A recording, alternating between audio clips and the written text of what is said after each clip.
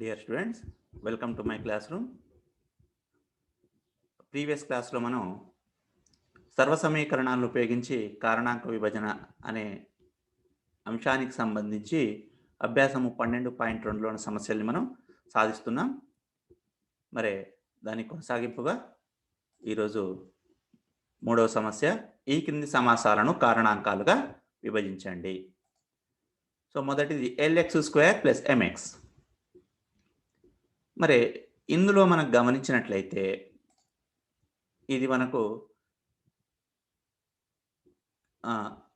X అనేది రెండు పదాల్లోనూ ఉమ్మడి కారణాంకంగా ఉంది. తప్పిస్తే ఎటువంటి సర్వసమీకరణాన్ని ఉపయోగించే అవకాశం లేదు ఇక్కడ మనకు. కాబట్టి కేవలం ఎక్స్ని మాత్రమే ఉమ్మడిగా రాస్తాము. అంటే ఈ విధంగా మనం ప్రతి సమస్యలో సర్వసమీకరణాలని ఉపయోగిస్తామా అంటే ఉపయోగించాల్సిన అవసరం లేదు, ఉపయోగించలేము కూడా. ఉపయోగించగలిగిన సందర్భాల్లో మాత్రమే సర్వసమీకరణాన్ని మనం ఉపయోగిస్తుంటాం. కాబట్టి ఇప్పుడు ఇక్కడ మనం కేవలం ఉమ్మడిగా రాయగలిగే ఎక్స్ని x into LX + x into M రాస్తాము. ఇప్పుడు x ఉమ్మడిగా ఉంది కాబట్టి x ఇంటూ LX + M, ఎక్స్ను ఉమ్మడిగా రాసుకుంటూ LX + M అని రాస్తాం. ఇంతటితో ఆ సమస్యను మనం ముగించవచ్చు. ఎందుకంటే ఇక దాన్ని ఇంకా సూక్ష్మీకరించే అవకాశం లేదు, ఇంకా కారణాంకాలుగా విభజించే అవకాశం లేదు కాబట్టి. సో తదుపరి సమస్య 7y² + 35z². సో ఇక్కడ కూడా ఈ రెండు పదాలు కూడా ఖచ్చిత వర్గాలు కావు, కానీ రెండింట్లోనూ ఉన్నటువంటి ఉమ్మడి కారణాంకం ఏంటిది? మొదటిది 7, తర్వాత 35 కదా. 35ని 7 యొక్క లబ్ధంగా రాయవచ్చు, 7 5లు. కాబట్టి మనం ఆ విధంగా రాసుకుంటే 7 × y² + 7 × 5z² రాసి 7ని ఉమ్మడి కారణాంకంగా y² + 5z² రాయవచ్చు. సో ఇంతకు మించి మళ్ళీ మనం ఇక్కడ కారణాంకాలు విభజించే అవకాశం ఇప్పుడు కూడా లేదు మనకు. కాబట్టి అంతటితోటి సమస్యని ఆపేస్తాం. నెక్స్ట్ సమస్య 3x⁴ + 6x³ + 9x²z. సో ఇందులో గమనించినట్లయితే మనకు స్థిరరాశులు 3, 6, 9 మూడింటిని కూడా 3 యొక్క లబ్ధంగా రాయవచ్చు. కాబట్టి 3 అనేది ఒక ఉమ్మడి కారణాంకం అవుతుంది. అట్లాగే x⁴, x⁴, x⁴ అని ఉన్నాయి 3 పదాల్లో. అంటే కనీసం 2 ఎక్స్లు ప్రతి దాంట్లో ఉన్నాయి కాబట్టి ఆ 2 ఎక్స్లను ఉమ్మడి కారణాంకంగా రాయవచ్చు. 2 ఎక్స్లు అంటే x ఇంటూ x²ని ఉమ్మడి కారణాంకంగా రాయవచ్చు. 3ను రాయవచ్చు, x² కూడా రాయవచ్చు. కాబట్టి 3x² యొక్క లబ్ధాలుగా రాస్తాము ప్రతి పదాన్ని. అంటే మొదటి దాన్ని 3x² ఇంటూ ఇంకొక x² ఉంటుంది. రెండవ దాంట్లో 3 తీస్తే 3 2లు కాబట్టి 2 ఉంటుంది. x³ వెళ్ళి 2 xలు తీస్తున్నాం కాబట్టి ఒక x ఉంటుంది, y కూడా ఉంటుంది. అట్లాగే 9లో 3 తీస్తున్నాం కాబట్టి 3 3లు కాబట్టి 3 ఉంటుంది. x² తీస్తున్నాం కాబట్టి z ఉంటుంది. ఆ విధంగా 3x² into x², 3x² into 2xy + 3x² into 3z రాస్తాము. మనకు ఒకవేళ మనం ఇబ్బంది అవుతున్నట్లయితే దాన్ని విడివిడి లబ్ధాలుగా రాస్తూ మీరు దీన్ని రాసుకోవచ్చు. ఇప్పుడు 3x² ఉమ్మడి కారణాంకం కాబట్టి 3x² into x² + 2xy + 3z.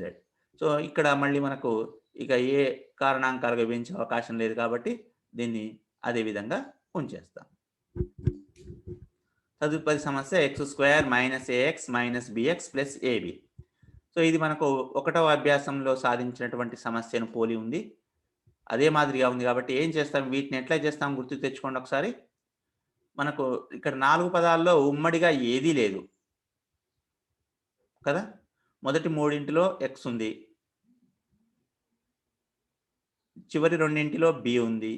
కాబట్టి మొదటి 2 పదాలను ఒక సమూహంగాను, తర్వాతి 2 పదాలను మరొక సమూహంగాను తీసుకుంటాము. అంటే x² - ax ఒక సమూహము, -bx + ab ఒక సమూహము. ఇప్పుడు ఈ మొదటి 2 పదాల సమూహంలో x ఉమ్మడి కారణాంకం కాబట్టి xని ఉమ్మడిగా రాస్తాం. xను ఉమ్మడిగా రాస్తే x ఒక x తీస్తే ఇంకొక x ఉంటుంది. మైనస్ axలో x తీస్తే a ఉంటుంది. అట్లాగే ఇక్కడ ఈ రెండిట్లో b ఉమ్మడి కారణాంకం కాబట్టి b తీస్తే -x ప్లస్ a ఉంటుంది. ఇప్పుడు మరి ఈ రెండిట్లోనూ ఉమ్మడి కారణాంకం ఏమైనా ఉందా గమనించండి. ఇక్కడ x మైనస్ a ఉంది. ఇక్కడ -x ప్లస్ a ఉంది. అంటే గుర్తు తేడాతో ఉన్నాయి. మరి ఈ విధంగా గుర్తు తేడాతో ఉన్నప్పుడు ఏం చేస్తాం మనం? మైనస్ కామన్ తీసినట్లయితే గుర్తులు మారతాయి కాబట్టి మనం మైనస్ కామన్ తీస్తాం. అంటే ఈ -x ప్లస్ ఏలో మైనస్ కామన్ తీస్తూ రాస్తే ఆ కామన్ తీసిన మైనస్ ఇంటూ ప్లస్ మైనస్ అవుతుంది. లోపట -x కాస్త +x అవుతుంది. +a కాస్త -a అవుతుంది. ఎందుకో మనం వివరించుకున్నాం ప్రీవియస్ క్లాస్‌లో. ఇప్పుడు x - a మళ్ళీ ఉమ్మడి కారణాంకంగా ఉంది.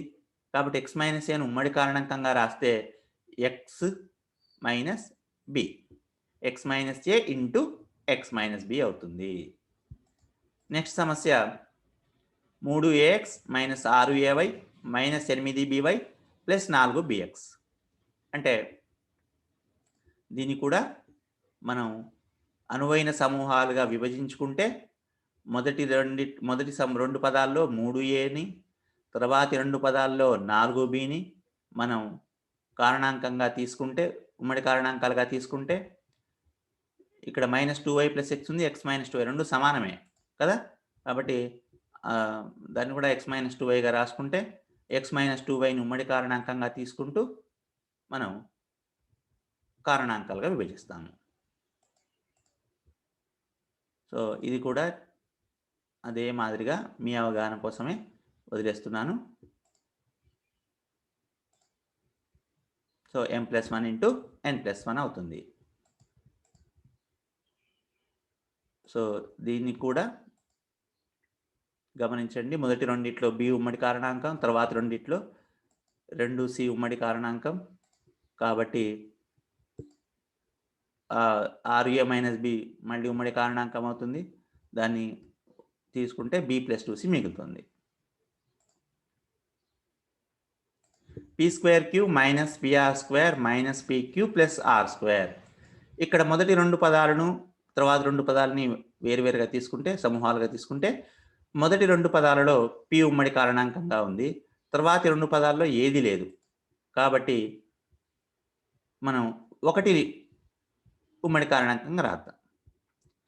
అయితే ఇప్పుడు కూడా మనకు ఇక్కడ pq - r² ఉంది. ఇక్కడ -pq + r² గుర్తు తేడాలతో ఉన్నాయి. ఇక్కడ +pq బదులు -pq ఉంది.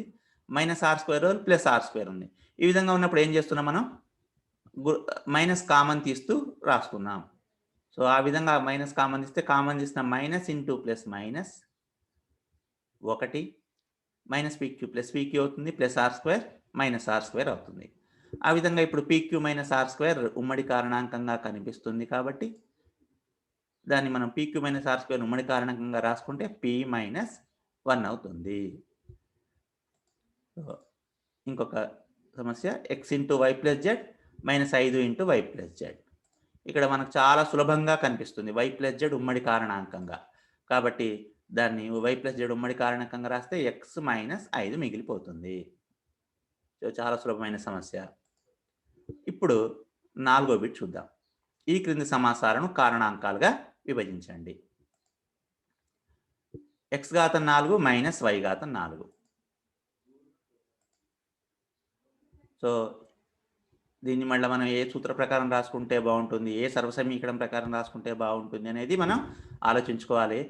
ఇక్కడ 2 పదాలు ఉన్నాయి, మధ్యలో మైనస్ ఉంది. ఆ 2 పదాలు కూడా ఖచ్చిత వర్గాలు మనకు కదా. కాబట్టి వాటిని ఏమని రాస్తాం? x² - y² అనుకుంటే ఇదే సూత్ర ప్రకారం ఉంది. a² - b² = a + b × a - b సూత్ర ప్రకారం ఉంది. కాబట్టి పోల్చుకుంటే a బదులేమో x² ఉంది, b బదులు y² ఉంది. కాబట్టి ఫలితం దేనికి సమానం అవుతుంది? a + b × a - b. అంటే x² + y² × x² - y². మళ్ళీ x² - y² కూడా a² - b² రూపంలోనే ఉంది కదా. కాబట్టి దాన్ని మళ్ళీ మనం x + y × x - yగా రాసుకుంటాము. అంతటితోటి కారణాంక విభజన పూర్తవుతుంది. ఇంకొక సమస్య చూద్దాం. a⁴ minus b+c⁴. ఇక్కడ కూడా స్క్వేర్లు ఉన్నాయి, ఘాతాలు 4 ఉన్నాయి. కాబట్టి వాటి ఖచ్చిత వర్గాలుగా రాయొచ్చు. మధ్యలో మైనస్ ఉంది కాబట్టి a² రాస్తాము, మైనస్ b+c² రాస్తాం. ఇప్పుడు కూడా మనకు a² మైనస్ b² సూత్రమే ఉంటుంది. సో a బదులు a², b బదులు b+c² కాబట్టి a plus b into a minus b అంటే a² plus b+c² into a² minus b+c². మళ్ళీ ఇక్కడ a² మైనస్ b+c² మళ్ళీ a² మైనస్ b² రూపంలో రాయవచ్చు కాబట్టి ఆ విధంగా రాసుకుంటాం. దీని ప్లస్ తోటి ఇక్కడ మైనస్తో గుణించేసుకుంటే ఈ విధంగా మనకు మిగిలిపోతుంది. b+c² విస్తరించుకున్నాం, ఇక్కడ ప్లస్ మైనస్ని తో గుణించుకున్నాం. సో దీంతో మనకు సమస్య పూర్తయిపోతుంది. దీన్ని కూడా మళ్ళీ a² minus b² l² minus m minus l² అంటే a² మైనస్ b² రూపంలో ఉంది కాబట్టి a plus b into a minus b. అక్కడ మైనస్తో గుణించుకుంటే l plus m minus n into l minus m minus into minus plus n అయిపోతుంది. So దీన్ని గమనిస్తే 49x² minus 16/25. So 49x² minus 16/25లో రెండు ఖచ్చిత వర్గాలని ఆలోచించండి. 49 7 యొక్క వర్గము, x² x యొక్క వర్గము, 16 4 యొక్క వర్గము, 25 5 యొక్క వర్గము. కాబట్టి దీన్ని మనం ఏ విధంగా రాయవచ్చు? 7x² మైనస్ 4/5 ఇప్పుడు మళ్ళీ ఇది a² మైనస్ b² సూత్ర ప్రకారం ఉంది కాబట్టి a plus b into a minus bగా కారణాంకాలుగా విభజిస్తాము. x⁴ minus 2x² plus y⁴. దీన్ని మనం ఒకసారి గమనించుకుంటే 3 పదాలు ఉన్నాయి. మొదటిది ఖచ్చిత వర్గం, చివరిది ఖచ్చిత వర్గం కాబట్టి మనం ఇక్కడ మైనస్ ఉంది కాబట్టి a మైనస్ b² రూపంలో రాయవచ్చేమో చూద్దాం. అంటే a² minus 2ab plus b² రూపంలో రాస్తున్నాము. మొదటి దాన్ని x²² చివరి దాన్ని y²² రాస్తే మధ్యది మైనస్ 2x² ఉంది. మనకు ఇది సరిగ్గా a² minus 2ab plus b² is equal a minus b² రూపంలో వస్తుంది. ఇప్పుడు దీన్ని మనం ఆ విధంగా రాసుకుంటే a మైనస్ b² అంటే a అంటే x², b అంటే y² కాబట్టి x² మైనస్ y²² రాసాం. మళ్ళీ x² మైనస్ y²ని a² minus a plus b into a minus b రూపంలో రాయవచ్చు కాబట్టి x plus y into x minus yకి హోల్² అంటే మొత్తం మీద x ప్లస్ yకి హోల్², x మైనస్ yకి హోల్². ఇది ఈ సమస్య యొక్క కారణాంక విభజన. తదుపరి 4 into a plus b² minus 9 into a minus b². So ఇక్కడ 4a ప్లస్ b² ఖచ్చిత వర్గమే, 9a మైనస్ b² ఖచ్చిత వర్గమే కాబట్టి దీన్ని a² మైనస్ b² రూపంలో రాయడానికి ప్రయత్నిస్తే ఏమవుతుంది? ఈ 2 ఇంటూ a ప్లస్ b² ఇది 3 ఇంటూ a మైనస్ b² కాబట్టి ఆ విధంగా రాసుకున్న తర్వాత ఇప్పుడు ఇది a² మైనస్ b² సూత్ర ప్రకారం ఉంది కాబట్టి a ప్లస్ b ఒకసారి, a మైనస్ b ఒకసారి అంటే 2 into a plus b plus 3a minus b అట్లాగే 2 into a plus b minus 3a minus b. మరి ఇప్పుడు దీన్ని సూక్ష్మీకరించుకుంటే 2a plus 2b plus 3a minus 3b, 2a plus 2b minus 3a minus into minus plus 3b. ఆ విధంగా వీటిని మనం సజాతి పదాలని కూడుకుంటే 2a plus 3a 5a, 2b minus 3b minus b, 2a minus 3a minus a, 2b plus 3b 5b. So మన answer ఏమవుతుంది? 5a minus b into 5b minus a. ఇది దీని యొక్క కారణాంక విభజన. ఇప్పుడు మరి ఒక సమస్య, ఈ క్రింది వాటిని కారణాంకములుగా విభజించండి. a² plus 10a plus 24. మరి దీన్ని గమనించినట్లయితే మనం ఇక్కడ మొదటిది ఏ స్క్వేర్ ఖచ్చిత వర్గము, చివరి 24 ఖచ్చిత వర్గం కాదు. కాబట్టి దీన్ని మనం ఇంకొక సర్వ సమీకరణం ఏంటిది, x² plus a plus b into x plus ఏబీగా రాయడానికి అవకాశం ఉందేమో చూడాలి. సో ఈ చివర ఉన్న 24ని ఇక్కడ మనం మీరు పోల్చుకుంటే ఏమవుతుంది, ఇక్కడ ఒకసారి ఈ 10ని a ప్లస్ b గాను 24ని a ఇంటూ b గాను రాయడానికి అవకాశం ఉందేమో చూద్దాం.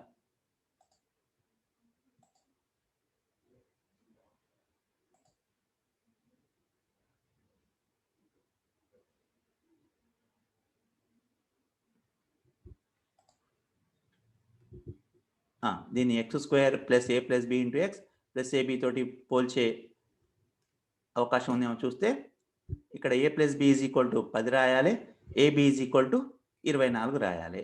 మరి ఆ విధంగా ఏబీలు ఏంటివో మనం ఇక్కడ కనుక్కోవాల్సి ఉంటుంది. సో చూడండి, ఇక్కడ ఏబి ఇక్కడ రాస్తున్నాను, a ప్లస్ b 10 కావాలి, a ఇంటూ బి 24 కావాలి. ముందు ఇక్కడ 24ని ఏ విధంగా రాయొచ్చు చూడండి. 24 అంటే ఒక్క 24లో రాయొచ్చు, కానీ ఈ 1 24లతోటి 10 ఏర్పడుతుందా? కూడితే కానీ తీసివేస్తే కానీ రాదు. కాబట్టి ఈ కారణాంక విభజన మనకు పనికి రాదు. Next 2 into 12. ఇప్పుడు 2 12లతోటి కూడితే 14 వస్తుంది, మరి గుణిస్తే 24 వస్తుంది. కాబట్టి ఇది కూడా పనికిరాదు. 3 ఇంటూ 8, 3 8 కూడితే 11 వస్తుంది, గుణిస్తే 24 వస్తుంది. కాబట్టి ఇది మనకు పనికిరాదు. తర్వాత 4 ఇంటూ 6 రాయొచ్చు. 4 6 కూడితే 10 వస్తుంది, గుణిస్తే 24 వస్తుంది. కాబట్టి మనం ఇప్పుడు ఏం చేస్తాం, ఈ a ప్లస్ బి ఏబీలకు అనుగుణంగా ఏబీలు ఏమవుతాయి, a is equal to 4, b is equal to 6 అవుతుంది. కాబట్టి 4 ప్లస్ 6 10, మరియు 4 ఇంటూ 6 24 కావున a is equal to 4, b is equal to 6 అవుతుంది. ఈ విధంగా మనం ఏబీలను కనుక్కుంటాం. So a plus b 10, a b 24 అయ్యేటట్లు ఏబీలను ఈ విధంగా కనుక్కున్న తర్వాత ఇప్పుడు మనం ఈ x² plus a plus b into x plus a b అంటే a² plus 10a plus 24 is equal to ఏమవుతుంది, a² ప్లస్ 10ని 4 ప్లస్ 6a రాసుకుందాం, 24ని 4 ఇంటూ 6గా రాసుకున్నాం. సో ఇప్పుడు సూత్రం రాసుకుంటే x² plus a plus b into x plus AB is equal to x plus a into x plus b. కాబట్టి ఇది డైరెక్ట్గా మనకు ఏ స్థానంలో 4, బి స్థానంలో 6 ఉంది. కాబట్టి a plus 4 into a plus 6 రాస్తాము. సో ఇది ఈ సమస్య యొక్క కారణాంక విభజన అవుతుంది. అంటే ఇక్కడ ఏం చేస్తున్నాం ఈ సమస్యలో మరొకసారి, ఈ కూడితే మధ్య పదము, గుణిస్తే చివరి పదం, కూడితే 10 గుణిస్తే 24 వచ్చేటట్లు 2 సంఖ్యలు మనం ఎన్నుకుంటాం. అందులో ఒకదాన్ని a అని ఒకదాన్ని b అని అనుకొని దాన్ని x² plus a plus b into x plus a b సమీకరణంతో పోల్చి x plus a into x plus bగా రాస్తాము. ఓకే. సో నెక్స్ట్ ఇంకో సమస్య, x² ప్లస్ 9x ప్లస్ 18. ఇక్కడ కూడా 18 ఖచ్చిత వర్గం కాదు కాబట్టి మనం దీన్ని x² plus a plus b into x plus ఏబీతో పోల్చితే a ప్లస్ b 9 అవుతుంది, a ఇంటూ b 18 అవుతుంది. సో మరి ఇక్కడ మనం ముందు 18ని కారణాంకాలుగా విభజించుకుంటే ఈ విధంగా వస్తుంది చూడండి. సో 18ని ఈజ్ ఈక్వల్ 1 ఇంటూ 18. మరి 18 1లను కూడితే మనకి ఏమైనా 9 వస్తుందా? రాదు. కాబట్టి అది పనికి రాదు. నెక్స్ట్ 2 ఇంటూ 9, మరి 2 9తోటి కూడితే 9 వస్తుందా? రాదు. కాబట్టి అది పనికి రాదు. 3 ఇంటూ 6. మరి 3 6 కూడితే 9 వస్తుందా? వస్తుంది కదా! కాబట్టి ఇప్పుడు మనం ఏం చేయాలంటే ఇచ్చిన x² + 9x + 18ని ఏమని రాస్తాం మనం? x² + 3 + 6 into x plus 3 into 6గా రాస్తాం. ఇప్పుడు కరెక్ట్‌గా ఇది x² + a + b into x is equal to x + a into x + b రూపంలో ఉంటుంది. కాబట్టి ఇది x + 3 ఇంటూ x + 6కి సమానం అవుతుంది.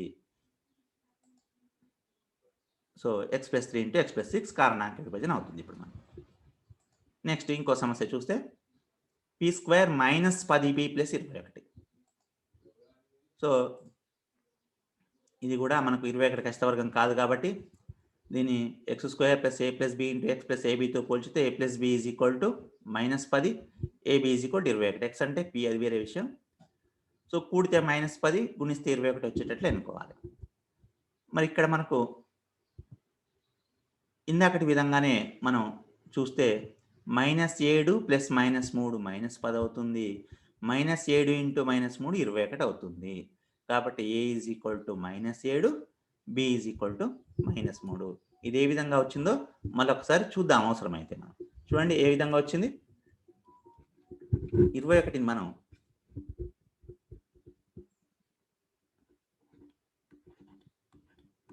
ఏ విధంగా రాస్తాం? 1 ఇంటూ 21 రాస్తాం. కానీ మనకు 1 21 తోటి 7 రాదు. 2 14 తోటి 2తో పోదు కదా! 3 7లతో 21 వస్తుంది. కానీ మనకు మరి 3 7 కూడితే 10 వస్తుంది. కానీ మనం -10 రావాలి. కాబట్టి మనం వాటిని ఏ విధంగా తీసుకుంటాం? అనువుగా -3 -7గా తీసుకుంటాం. So, a is equal to -7, b is equal to -3గా తీసుకున్నాం. ఇప్పుడు మనం p² - 10p + 21 is equal to ఏమని రాయొచ్చు? p² + a అంటే -7, b అంటే -3. a + b into x + abగా రాసాము. ఇది మన సూత్రంతో పోల్చుకుంటే p + -7 ఇంటూ p + -3 అంటే p - 7 ఇంటూ p - 3 అవుతుంది. అది కారణాంకాలు. నెక్స్ట్ ఇంకో సమస్య. x² - 4x - 32. సో, దీన్ని కూడా మనం a + b is equal to -4, ab is equal to -32తో పోలిస్తే ఒకసారి ఇక్కడ చేస్తున్నాను నేను. సో, 32 కదా మన కారణాంకం. 32ని 1 ఇంటూ 32గా రాయవచ్చు. 32 1లతో కూడినా తీసివేసినా మనకు 4 రాదు. మరి 2 16లో రాయవచ్చు.